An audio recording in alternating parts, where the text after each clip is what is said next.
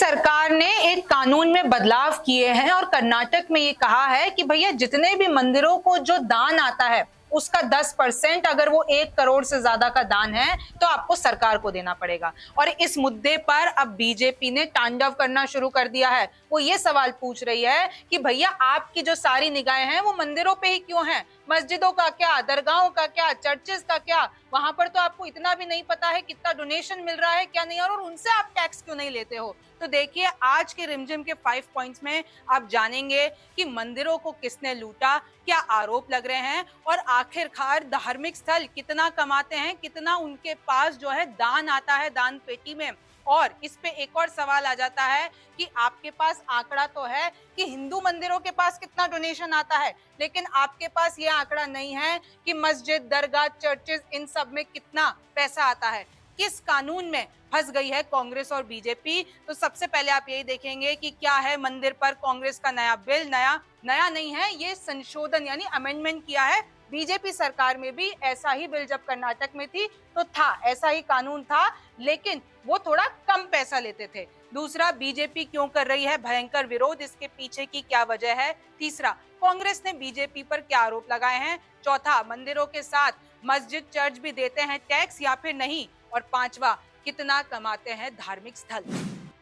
तो सबसे पहले शुरू कर लेते हैं कि क्या है मंदिरों पर कांग्रेस का नया बिल। नया बिल नहीं कहूंगी, लेकिन ये जो नया अमेंडमेंट हुआ है उसी बिल में, तो उसका नाम है Karnataka Hindu religious institutions and endowments amendment bill. अब इसमें क्या है कि अगर आपको पता है सब जाकर 10-20 रुपए दान पेटी में डालते हैं, मंदिरों में डालते हैं, आप दान देते हैं, तो अगर किसी भी मंदिर में 10 लाख से 1 करोड़ का दान आया है तो उस पर 5% टैक्स आपको सरकार को देना होगा, यानी कर्नाटक सरकार को देना होगा। कर्नाटक में अभी किसकी सरकार है?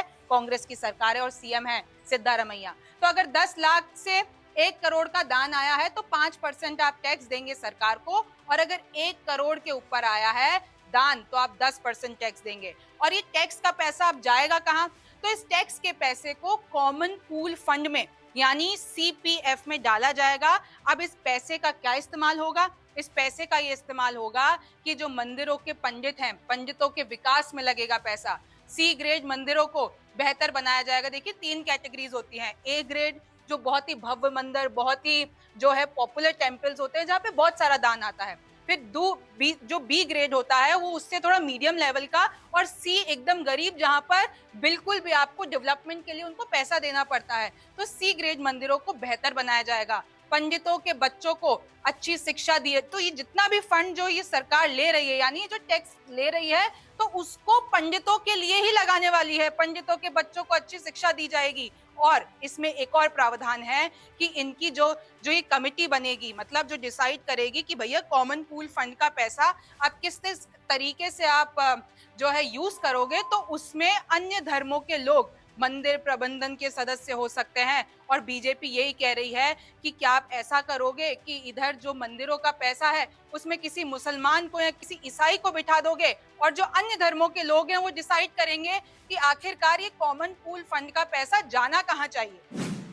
तो आपने सुना कि बीजेपी क्या आरोप लगा रही है कि ये प्रावधान बहुत ही मुश्किल है समझने के लिए, क्योंकि आप किसी अन्य धर्मों के लोगों को मंदिर प्रबंधन के सदस्य बना देंगे। तो इस पे जब कर्नाटक के मिनिस्टर से पूछा गया तो देखिए उनका स्टेटमेंट मेरे हाथ में है। उन्होंने कहा, the government will have Hindu and Muslim members only at Baba Budan Giri dargah in Chikmagalur district and at Bhutaria Chaudeshwari and Sadan Ali Dargah in Shivmoga and members of both faiths visit these places। तो ये कहा है रामलिंगा रेड्डी ने, जो कि Karnataka minister for transport and Muzrai है। उनका कहना है कि भैया हम सब में थोड़ी ना बिठा देंगे, बस 1-2 जगह है जहाँ पे दोनों रिलीजन के लोग जाते हैं, तो उधर हम अन्य सदस्यों को भी उस कमेटी का पार्ट बना देंगे।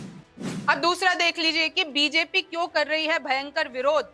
कांग्रेस का हिंदू विरोधी कानून, बीजेपी यही कह रही है कि आपकी एंटी हिंदू पॉलिसी है कि आप हमेशा मंदिर को ही निशाना क्यों बनाते हो? मस्जिदों का क्या, दरगाहों का क्या, उनके पास कितना डोनेशन आ रहा है, वो कैसे पैसा इस्तेमाल कर रहे हैं? आपको ये तो पता है कि मंदिरों को कितना डोनेशन आता है क्योंकि आपने उधर रिसीवर बिठा रखे हैं सरकारी यहाँ कोर्ट के, लेकिन आपको ये नहीं पता है कि मस्जिदों का क्या हो रहा है, दरगाहों का क्या हो रहा है। तो कांग्रेस को हिंदू विरोधी कानून बता रही है बीजेपी और कह रही है कि आप इसको वापस लो। आपकी जो पूरी सरकार है वो यही चाहती है कि मंदिरों का खजाना आप अपनी बेहतरी के लिए लगा दो, आप अपने इस्तेमाल के लिए लगा दो और उससे अपना वोट बैंक संवार लो। मंदिरों का पैसा लूटकर दूसरों को देंगे, यही मैं आपको बता रही हूँ, यही बीजेपी आरोप लगा रही है। कर्नाटक सरकार हो गई है गरीब, यहाँ तक कि बीजेपी वालों ने ये भी कह दिया कि भैया कर्नाटक सरकार के पास अब कोई पैसा ही नहीं बचा है, इसलिए अब मंदिर का खजाना लूटेगी, टैक्स लेगी और अपने कामों में लगाएगी, अपने वोट बैंक को देगी, जो कि मुस्लिम्स और ईसाई हैं। दूसरे धार्मिक स्थलों से टैक्स क्यों नहीं, यही सवाल पूछा जा रहा है कि सिर्फ आप मंदिरों पे ही क्यों अटैक कर रहे हो, मंदिरों वाला ही क्यों बिल है, दूसरे धार्मिक स्थलों का क्या। तो देखिए ये अमित मालविया का ट्वीट है, उन्होंने ये लिखा है, in a shocking move Congress government in Karnataka has amended the Hindu religious institution act, और उसमें फिर उन्होंने 3 पॉइंट्स बताए हैं कि अगर ये एक्ट, ये देखिए एक्ट की कॉपी उन्होंने बताई है, to appoint non Hindus to temple trust, मतलब जो हिंदू नहीं है उनको टेम्पल की ट्रस्ट में बिठा दिया जाएगा। ये किस तरीके की नॉनसेंस है। हिंदूज इनके क्या हिंदू अपने हिसाब से अपनी कम्युनिटी को संभाल नहीं सकते हैं जो कि आप किसी नॉन हिंदू को टेम्पल ट्रस्ट में बिठा दोगे। फिर दूसरा पॉइंट लिख रहे हैं, it also mandates that Hindu temples pay tax up to 10% of the donation received. हालांकि 10% आप तभी देंगे जब आपका दान 1 करोड़ के ऊपर जा रहा है। It's like जजिया। जजिया क्या होता है, जजिया मतलब ये होता है, ये एक टर्म है जो कि पहले जो मुसलमान शासक होते थे वो नॉन मुस्लिम से यानी हिंदू लोगों से टैक्स लेते थे कि भैया हम तुम्हें प्रोटेक्शन देंगे, मुगल शासक या मुस्लिम शासक, और तुम हमको टैक्स देंगे। तो अमित मालविया ने इसको जजिया बता दिया। The above 2 amendments infer that temple income can also be used for anything. For instance, temple fund could potentially be used for building walls of a kabristan, कि पता नहीं वो पैसा आप कब्रिस्तान में लगा दो मंदिर का।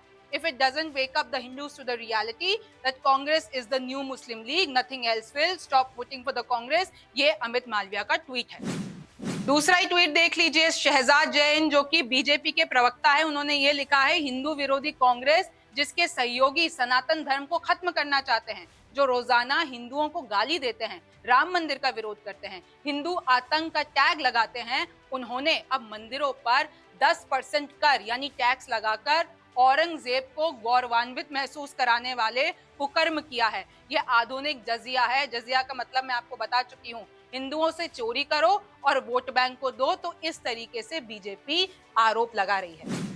अब आपने सुन लिया कि बीजेपी क्या आरोप लगा रही है, अब आपको ये जान लेना चाहिए कि आखिर कांग्रेस क्या कह रही है। कांग्रेस ने बीजेपी पर क्या आरोप लगाया, तो कांग्रेस ये कह रही है कि पहले भी मंदिरों से लिया जाता था टैक्स, कोई नया कानून थोड़ी ना ले आए हैं हम, ये पहले का ही कानून है। पहले आप 5% लेते थे, अभी हमने ये कह दिया कि भैया अगर 1 करोड़ से ऊपर की इनकम है या दान है तो आप सरकार को दोगे, और सरकार पंडितों के लिए ही मतलब मंदिरों के लिए ही उसको लगाएगी, किसी और काम के लिए थोड़ी ना लगाएगी। बीजेपी सरकार में भी 5% टैक्स लिया जाता था जब कर्नाटक में बीजेपी की सरकार थी। तो आप इतना जो बवाल है क्यों मचा रहे हो। मुजराई डिपार्टमेंट में मैं आपको बता दूं 35,000 मंदिर हैं, और उसमें से देखिए मैं आपको 3 कैटेगरी बता रही थी।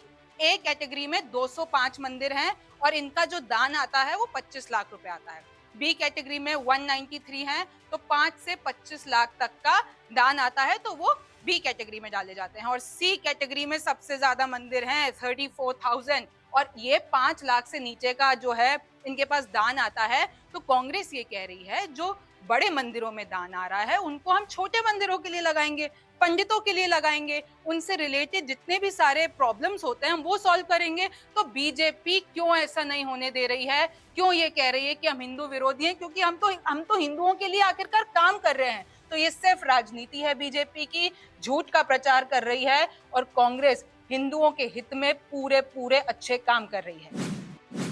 So what were they doing in the assembly? And this bill was not was first brought in by the BJP government.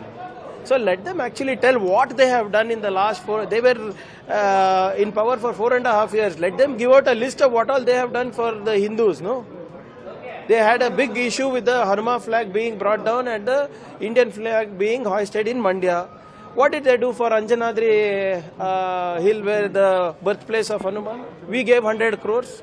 When I was the social welfare minister, I started I gave land and money of over 5-6 acres, and we had envisioned a close to 150 crore Ramayana museum. What did these people do? Why didn't they do? Why didn't they even have the courtesy to put up lay a foundation stone? So these people use Hindutva or the Hindu gods only when there is election. Otherwise, they really are not bothered. चौथा देख लीजिए, मंदिरों के साथ मस्जिद church भी देते हैं क्या टैक्स? देखिए, ये एक बड़ा सवाल हर कहीं पूछा जाता है और ये आज से सवाल नहीं पूछा जा रहा है। 2017 में भी एक वायरल हुआ था पोस्ट जिसमें बोला गया था कि भाई जीएसटी जो है वो सिर्फ हिंदू मंदिरों को ही देना पड़ेगा, मस्जिद और चर्च को नहीं देना पड़ा था। और ये जब वायरल हुआ 2017 में दावा, उसके बाद सरकार को आकर देनी पड़ी थी सफाई। ये देखिए, मैंने आपके लिए स्क्रीनशॉट लिया हुआ है कि मिनिस्ट्री ऑफ फाइनेंस, ये देखिए लिखा हुआ है, तारीख देखिए 3 जुलाई 2017, PIB Delhi, appeal to people not to start circulating wrong messages on social media as no distinction is made in the GST law on any provision based on the religion। और इसमें ये पूरा साफ लिखा हुआ था कि एक मैसेज सोशल मीडिया पर जा रहा है जिसमें लिखा हुआ आ रहा है कि टेम्पल ट्रस्ट हैव टू पे जीएसटी। भाई, टेम्पल ट्रस्ट को तो जीएसटी देना पड़ेगा, लेकिन चर्च और मस्जिदों को नहीं देना पड़ेगा। ये सरासर गलत खबर है, ऐसा कुछ भी नहीं है। तो आकर मिनिस्ट्री ऑफ फाइनेंस को इस पर सफाई देनी पड़ी थी। और एक और बात जान लीजिए, एक नंदिता सुरोलिया करके हैं, एक एडवोकेट हैं, गुजरात हाई कोर्ट में उन्होंने ये कहा था कि minority religions like Christianity and Islam are run by the heads of religious organisation while there is a law for Hindu endowments. मतलब कि जितनी भी मंदिर, मज़ारे, दरगाह, चर्चेज हैं, वो सब रिलीजियस ऑर्गेनाइजेशंस के थ्रू उनको डील किया जाता है। उनके पास कितना डोनेशन आता है वो सार्वजनिक नहीं होता है, उसमें कुछ पता नहीं रहता है, सरकार का कुछ उसमें दखल नहीं रहता है। लेकिन जो हिंदुओं जो मंदिरों में आता है तो उसमें पूरा लॉ बना हुआ है। She says that to create parity all religious organizations should be governed by same law for proper checks and balances।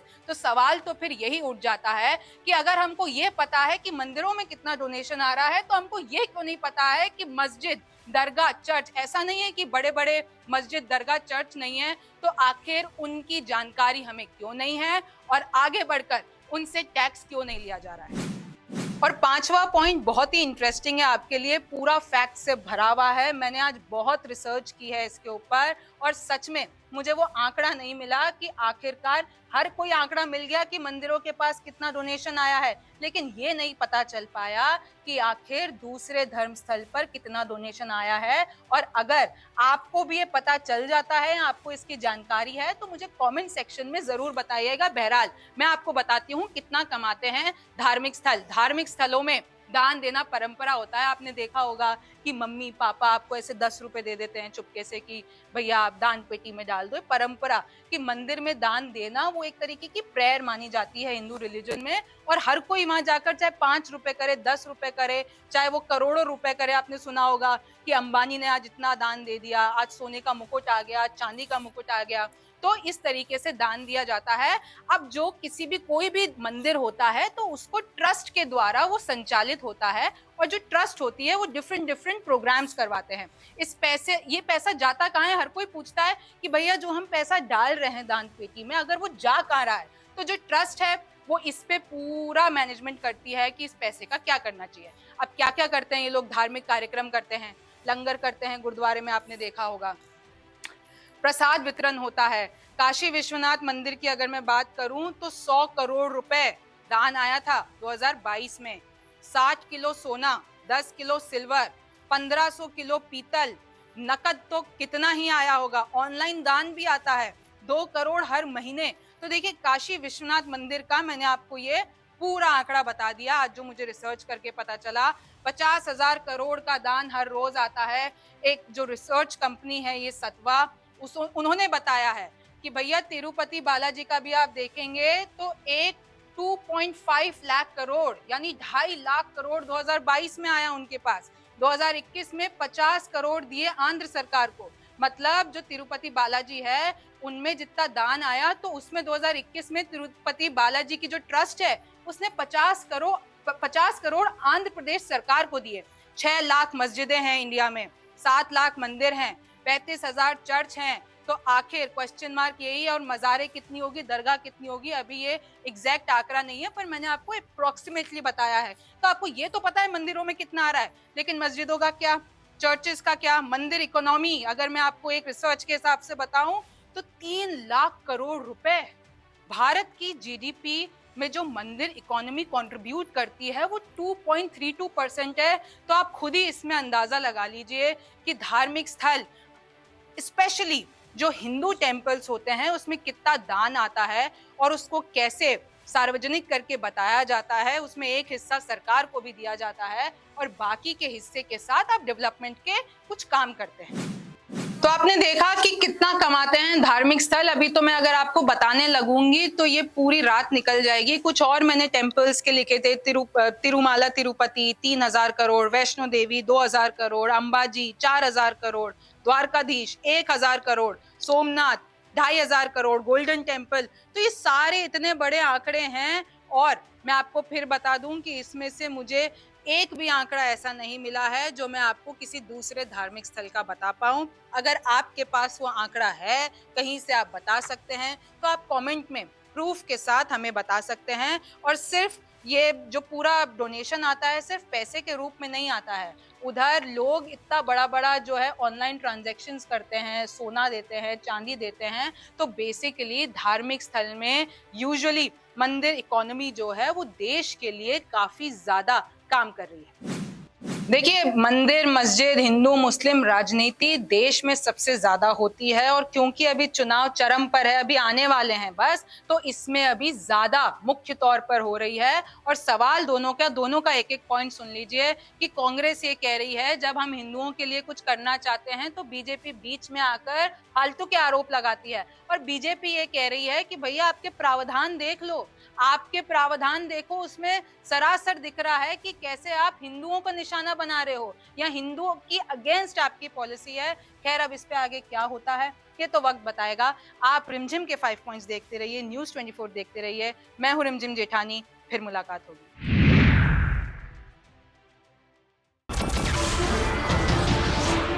नमस्कार, मैं हूं मानक गुप्ता। अगर आपको हमारा ये वीडियो पसंद आया हो तो इसे लाइक और शेयर जरूर करें और हाँ, हमें सब्सक्राइब और फॉलो करना ना भूलें ताकि आप देश और दुनिया की कोई खबर मिस ना करें। तो जुड़े रहिए हमारे साथ और देखते रहिए न्यूज़ 24।